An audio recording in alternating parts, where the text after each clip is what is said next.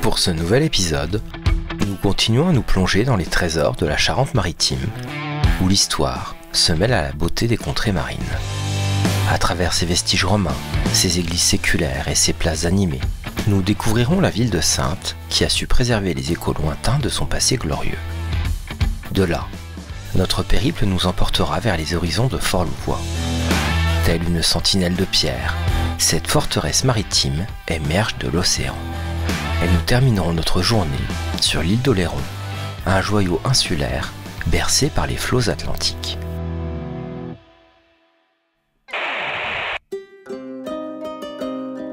Et nous démarrons notre journée par la visite de Saintes, une perle historique nichée au cœur de la Charente-Maritime.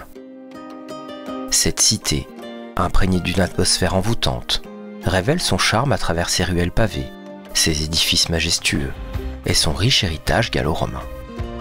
Au fil des siècles, Saintes a su préserver son patrimoine avec une élégance intemporelle, comme l'abbaye aux Dames, qui est une ancienne abbaye bénédictine fondée en 1047 sur la rive droite du fleuve Charente.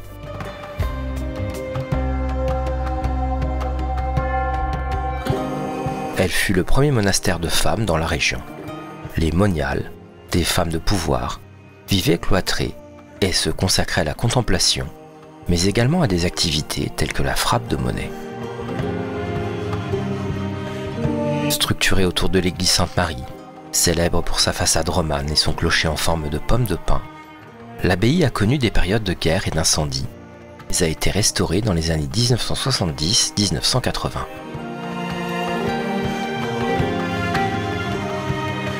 Aujourd'hui, l'abbaye aux Dames est un centre culturel de rencontres, axé sur les musiques de patrimoine et de création. Elle promeut l'innovation artistique, favorise la transmission culturelle et développe des liens entre le patrimoine matériel et immatériel. Fondée en 1047 par le comte d'Anjou Geoffroy Martel et sa femme Agnès de Bourgogne, l'abbaye a été placée sous la protection du roi de France en 1378. Elle est devenue l'un des plus puissants monastères de femmes du sud-ouest français, instruisant des jeunes filles de la noblesse. Cependant, elle a décliné à partir du XVIIIe siècle, devenant même une prison pendant la Révolution et une caserne militaire sous le Premier Empire. L'église Sainte-Marie et les bâtiments conventuels, datant respectivement du XIIe et XVIIe siècle, ont été restaurés et convertis en centre culturel. Ils abritent désormais la cité musicale, avec des événements tels que le Festival de Saintes, le jeune orchestre de l'abbaye aux Dames et un programme d'éducation artistique. La cité musicale est un lieu de formation, de spectacle, de création musicale, de spiritualité, d'hospitalité et de découvertes artistiques, assurant ainsi le rayonnement continu de l'abbaye aux Dames. On y découvre également le carrousel musical, manège qui permet de sensibiliser le grand public à la création musicale. Dans ce dôme aux facettes métalliques, inspiré de l'origami et du kaléidoscope, les participants expérimentent 12 instruments qui se fondent dans le corps de la bête en rotin, inspiré par le basilic très présent dans l'imaginaire médiéval et qui fait résonance avec les vestiges de l'abbaye aux Dames. Après quelques minutes, un logiciel permet au basilic de créer une mélodie inédite à partir des sons créés. Et bien évidemment, chaque tour est unique.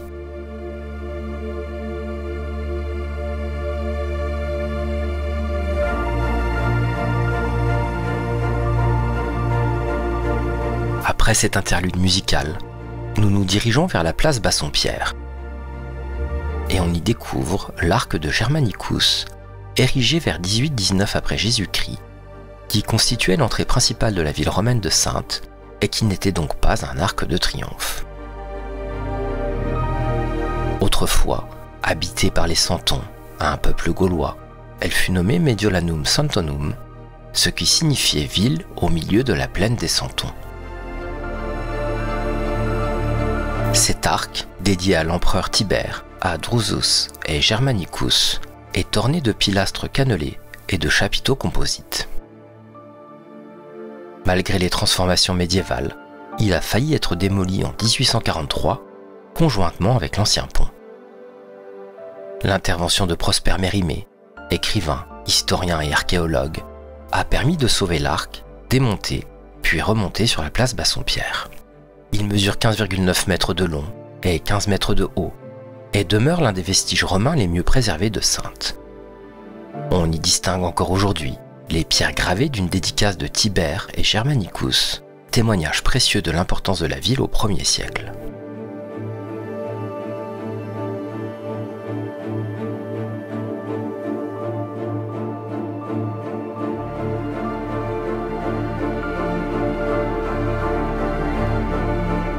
Juste à côté se trouve le musée archéologique où nous sommes invités à découvrir la ville antique de Mediolanum à travers son urbanisme et la vie de ses habitants il y a 2000 ans.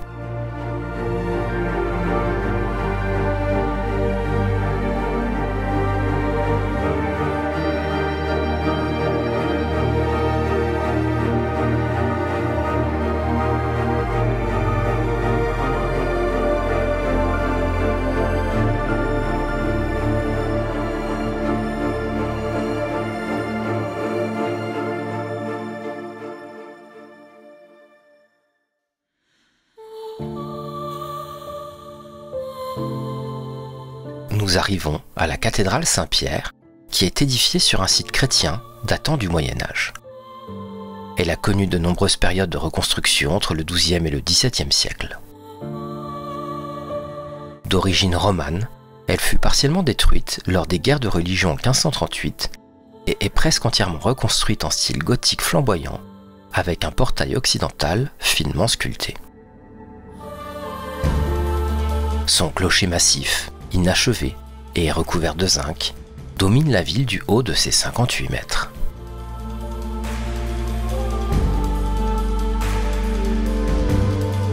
Caché derrière la cathédrale, on y trouve le cloître, véritable havre de paix, en plein cœur de Saintes. Longtemps fermé, il est à nouveau ouvert au public. De style colonial du XIIIe siècle, il est classé monument historique depuis 1937. Les galeries qui l'entourent sur deux de ses côtés le subliment, et ses bacs, composés de plantes aromatiques et médicinales, nous rappellent que c'était un lieu important dans la vie ecclésiastique.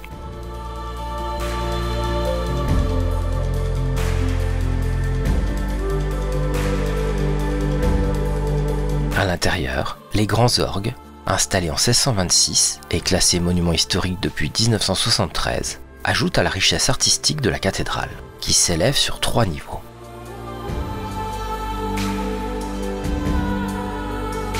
Excepté le clocher, l'édifice était presque achevé lorsque les guerres de religion éclatèrent.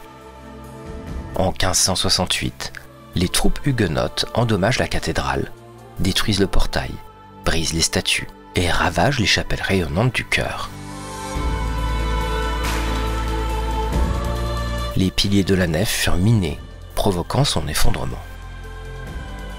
La reconstruction commença en 1585, mais par manque de moyens, elle ne fut reconstruite qu'aux 2/3 de sa hauteur initiale, d'où la présence d'arcs-boutants donnant sur le vide. Une seconde phase de reconstruction eut lieu entre 1648 et 1702. À noter que la cathédrale a résisté à la période révolutionnaire. La cathédrale Saint-Pierre demeure un repère architectural majeur, témoignant de l'histoire et de l'art gothique dans le sud-ouest de la France.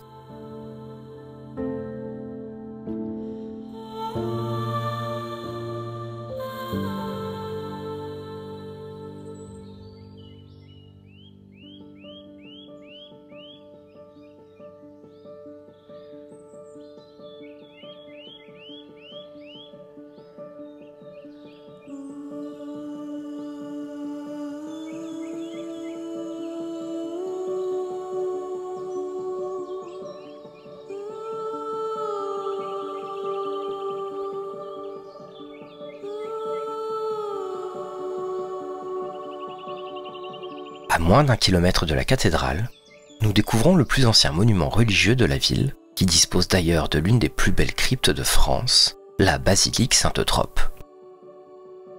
L'église a été construite à partir de 1081, sous l'impulsion de l'abbaye bourguignonne de Cluny, pour abriter les reliques de l'évangélisateur de la Saintonge, Saint Eutrope. Consacrée par le pape Urbain II en 1096, elle devient une étape incontournable du chemin de Compostelle.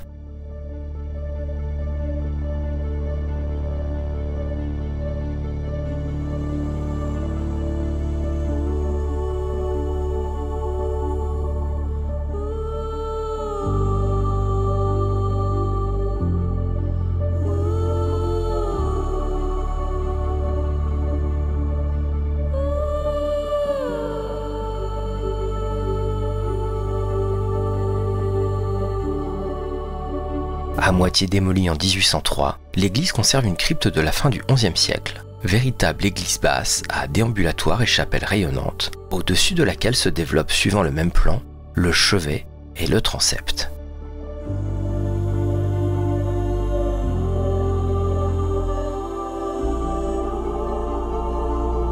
La crypte présente un type de voûtement original et innovant à une sculpture monumentale essentiellement décorative, s'inspirant de modèles antiques romains présents en grand nombre à Saintes.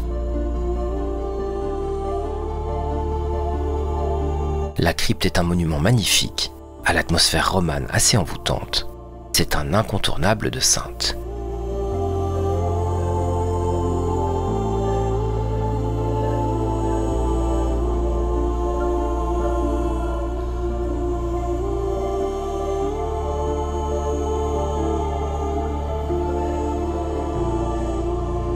Derrière la basilique se trouve l'amphithéâtre gallo-romain, qui est un témoignage important de l'architecture antique. Datant du 1er siècle, il offre un aperçu fascinant de l'ingénierie romaine avec ses gradins en pierre pouvant accueillir un grand nombre de spectateurs.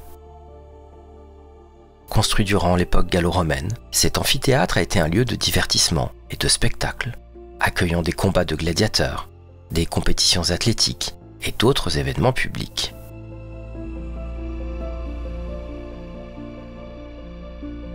Malgré les ravages du temps, une partie significative de la structure demeure, permettant aux visiteurs d'apprécier l'empreinte culturelle et architecturale de l'époque romaine dans la région.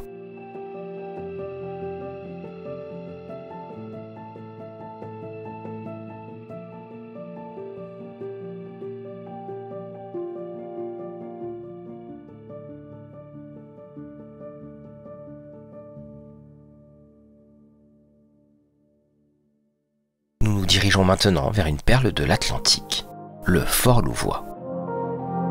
Au pied du célèbre pont de l'île d'Oléron, une découverte incontournable s'offre aux amateurs d'histoire et d'aventures maritimes. Projet initié par le marquis de Louvois, alors ministre de la Guerre, sa mise en œuvre fut confiée à l'ingénieur François Ferry. À la mort de Louvois, Vauban en réduisit l'ambition et limita la construction à une partie de l'ovale envisagée pour lui donner sa forme définitive de fer à cheval. Le fort est souvent considéré comme le petit frère du célèbre Fort Boyard. Construit au XVIIe siècle sur un rocher immergé entre l'île d'Oléron et le bassin de Marennes, ce site historique a une histoire fascinante. À marée basse, une chaussée pavée de 400 mètres permet un accès à pied rapide. À marée haute, l'aventure se poursuit avec un accès en bateau depuis le port du Chaput, une traversée d'environ 10 minutes avec rotation toutes les 15 minutes environ.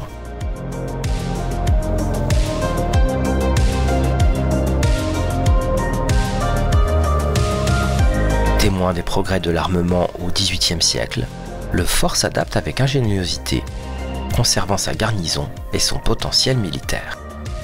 Armé de canons et d'obusiers, au XIXe siècle, il joue un rôle crucial dans la défense de l'arsenal maritime de Rochefort, croisant les tirs avec la citadelle d'Oléron.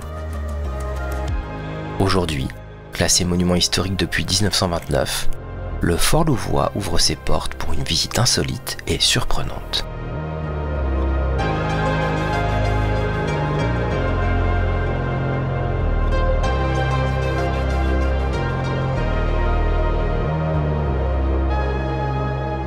Venus à pied, nous repartons du fort en bateau pour nous diriger vers l'île d'Oléron.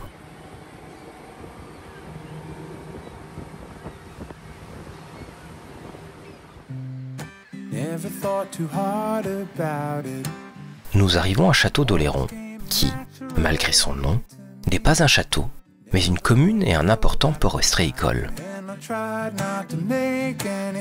Principale agglomération du sud de l'île, cette ancienne cité fortifiée s'étend en contrebas de sa citadelle, ouvrage fortifié achevé par Vauban. Autrefois résidence des gouverneurs d'Oléron, elle est aujourd'hui un des principaux pôles économiques de l'île. Très touristique, son centre historique est constitué de maisons traditionnelles. D'anciennes cabanes d'ostréiculteurs, rénovées, abritent aujourd'hui des ateliers d'artistes et d'artisans.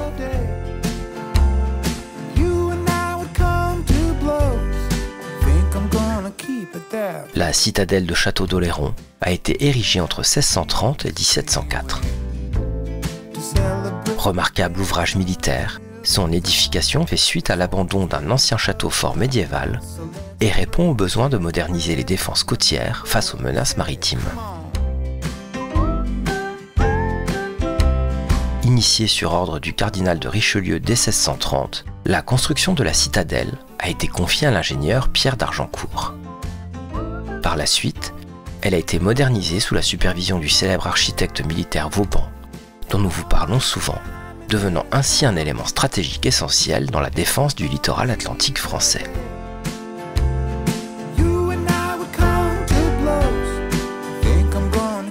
Outre son rôle défensif, la citadelle a également servi de point de départ pour de nombreux soldats se rendant en Nouvelle-France, contribuant ainsi à l'histoire militaire et coloniale du pays.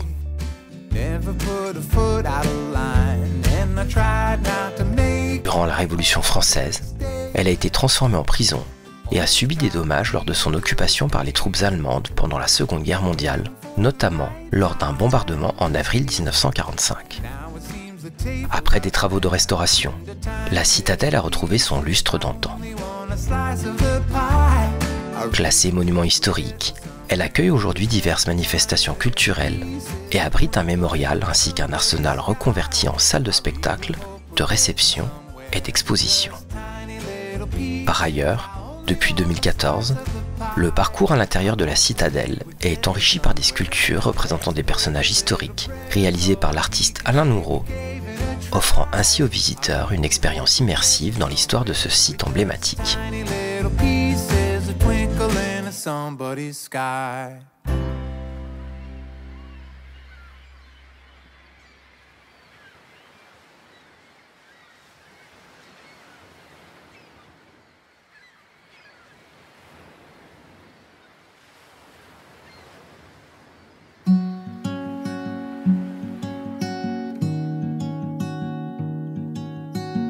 Nous prenons maintenant la direction de Saint-Trojan, où nous tentons de découvrir en vain l'épave du Presidente Vieira, un vapeur uruguayen de 14 000 tonneaux, qui s'est échoué sur la grande plage, lors d'une violente tempête dans la nuit du 18 au 19 novembre 1916.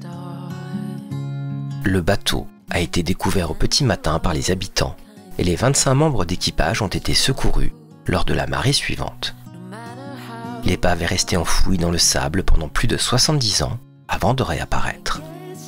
Aujourd'hui, elle est recouverte d'une colonie de moules que les pêcheurs, à pied, récoltent lors des marées basses.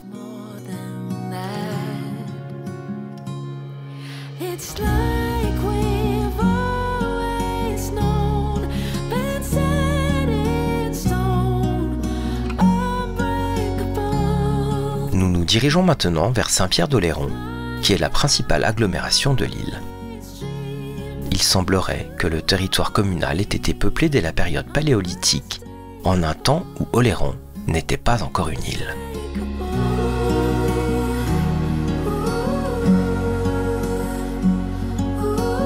Nous y découvrons son église, datant du XIIe siècle. Son architecture et ses éléments décoratifs offrent un aperçu du patrimoine religieux de la région. La construction de ce vaste édifice débute au XIIe siècle. Peu de vestiges témoignent de cette construction primitive, sinon une pile rectangulaire et les bases d'un arc pris dans la maçonnerie du croisillon nord. L'église a considérablement souffert de l'impact des guerres de religion. Comme nombre de ses consoeurs oléronnaises, elle a été mise à sac et partiellement détruite durant cette période. L'architecture atypique de cette église s'explique par des influences stylistiques différentes, passant du baroque et du classique au néo-gothique.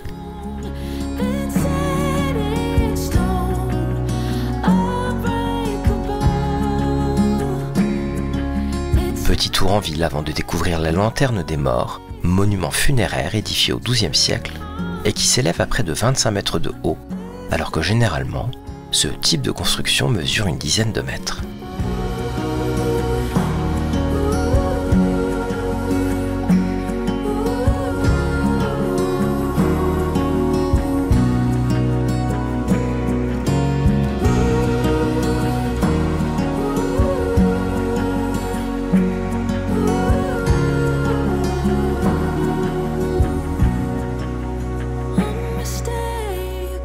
À une dizaine de kilomètres de là, nous trouvons la plage de Boyarville, qui est l'une des plus belles plages de sable de l'île d'Oléron.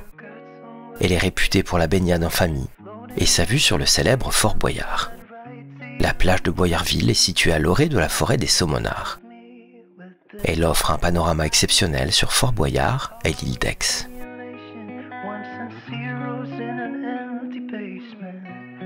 Grâce à sa situation privilégiée, elle est protégée des forts courants et c'est un lieu idéal pour se détendre et pratiquer diverses activités nautiques. Nous finissons notre journée au phare de Chassiron, qui se situe à la pointe nord de l'île d'Oléron, également connue sous le nom de pointe du bout du monde. Sa position stratégique permet aux marins de repérer l'entrée du pertuis d'Antioche, théâtre de nombreux naufrages. Initialement érigé en 1685 sur ordre de Colbert pour baliser l'entrée du pertuis d'Antioche et guider les navires rejoignant l'estuaire de la Charente vers l'arsenal militaire de Rochefort, une première tour à feu de 33 mètres de hauteur fut édifiée. Face à l'augmentation du trafic maritime, la modernisation du balisage et le recul de la falaise, un nouveau phare fut construit entre 1834 et 1836, atteignant une hauteur de 46 mètres. À l'origine entièrement blanc, le phare a revêtu en 1926 ses bandes noires afin d'augmenter sa distance de visibilité et limiter la confusion avec son voisin gris, le phare des Baleines, que vous pouvez découvrir dans notre reportage sur l'île de Ré. Il est désormais entièrement automatisé depuis le départ du dernier gardien en 1998 et contrôlé par le bureau des phares et balises.